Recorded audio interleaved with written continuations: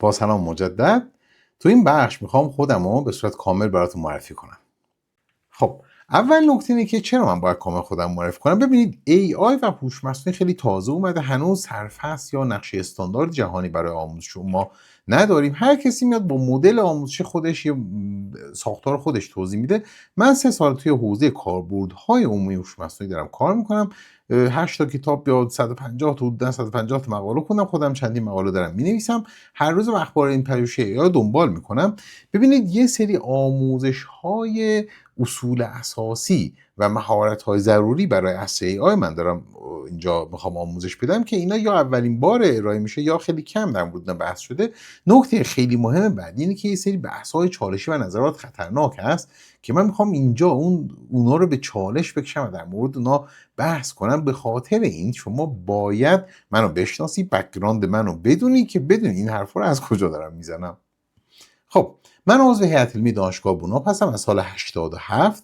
اسم کاملم غلامعلی نژاد حاجلی ایرانی هست. مدرک کارشناسم از باهنر کرمان، ارشد از امیرکبیر و دکترام از تبریز گرفتم. من مدرس حرفه‌ای دوره‌های آنلاینم تو اینترنت و رایگانم هستم. من بیش از 300 ساعت آموزش رایگان توی یوتیوب و مکتبخونه دارم. از سال 85 20 سال سابقه تدریس دانشگاهی دارم و این دوره‌های منم میتونید اسم منو توی گوگل سرچ کنید، اسم فارسمو سرچ کنید، همه رو میاره، همه آموزش‌های رایگان منو میاره، میتونید رو به صورت رایگان مشاهده کنید. مشاور معماری تحلیل طراحی سیستم‌های ERP هستم و توی سیستم‌های بزرگن دیگه. ERP توی شرکت‌های بزرگی مثل موتورسازان، توسعه‌گران و شرکت‌های تهران کار کردم. توی سازمان‌های بزرگی مثل شرکت پخش فرآورده‌های نفتی مدت‌های زیادی اونجا کار کردم، مشاور اونجا بودم و تحلیلگر طراح اونها بودم. مدرس خیلی از دوره‌های حرفه‌ای تو همون سازمان‌ها بودم. خودم یه برنامه‌نویس حرفه‌ای‌ام، توی حوزه کاریم جاواست، البته پایتون من شروع کردم و به صورت حرفه‌ای دارم جاوا رو کار می‌کنم و فریمورک‌های جاوا رو به صورت کامل خوندم، آموزش میدم و با اونا داریم با دانشجوام داریم پروژه‌های خیلی خوبی داریم توسعه میدیم. ببینید تخصص اصلی من تدریسه. اولا تدریس حرفه‌ای تخصص اصلی منه.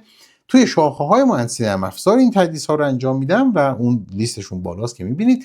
الانم من 3 ساله دارم روی کاربردهای هوش مصنوعی، کاربردهای عمومی هوش مصنوعی به خصوص در حوزه یادگیری مهارت‌ها به کمک هوش مصنوعی دارم کار میکنم.